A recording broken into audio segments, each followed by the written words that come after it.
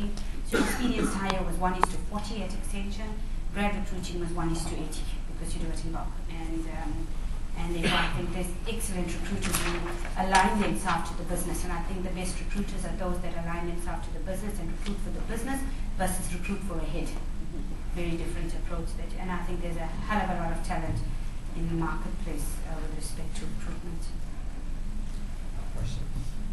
Is your talent recruitment, is that a local thing or is it part of a larger global target setting from Microsoft? It's a local, but there's a global one as well. I mean, Danielle, you're going to have to help me out here because there is a global one that we have, but we kind of adapted to the local situation as well because each marketplace will have different benchmarks. So whilst in South Africa, you may be able to recruit 1:70 in the university. In China, it may be 1:500. I'm just throwing that, you know. So we adapted. We have all of everything's there, knowledge capital globally. It's the job of the local recruiters to take it and adapt it to meet your local demand. I'm not sure if you want to add anything there, Danielle. I was thinking more the targets.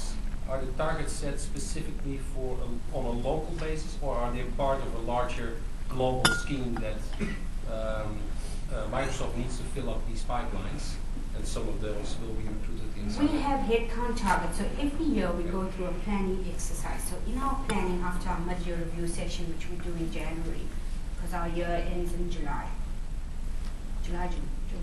June, yeah. And what happens then, we plan to know, so we will know in the next year, each country will know what the revenue target is. Based on that, each country will know how many people do we need to meet that revenue target. As a result, each country will know what their attrition is going to be. So therefore, you work your headcount planning per area and skill based on the revenue target and your attrition and where you want to be. Therefore, you then localize it to say, okay, you need all of this. What skills are you going to need? You'll know well in advance, and you're going to source it all the time. Even attrition, you know what you're going to do. Is you kind of have a view or a feel for that, and then that gets done locally, but it's driven globally. Okay. One final question for Sandy. Anybody? Okay.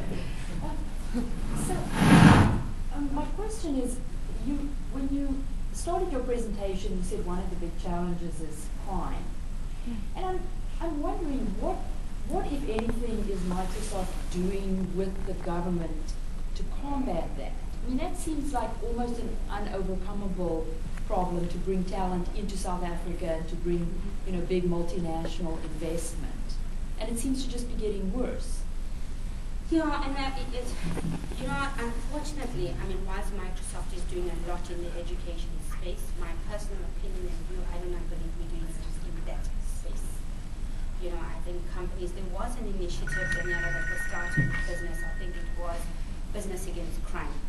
And where companies or businesses got involved to actually come up with solutions to combat crime. And somewhat, it becomes such a problem that even like our police force, as an example, is deeply embroiled in all of this. And so I think there's more we can do, there's more we should be doing, but we're not at that point yet. Thank you, Sarah.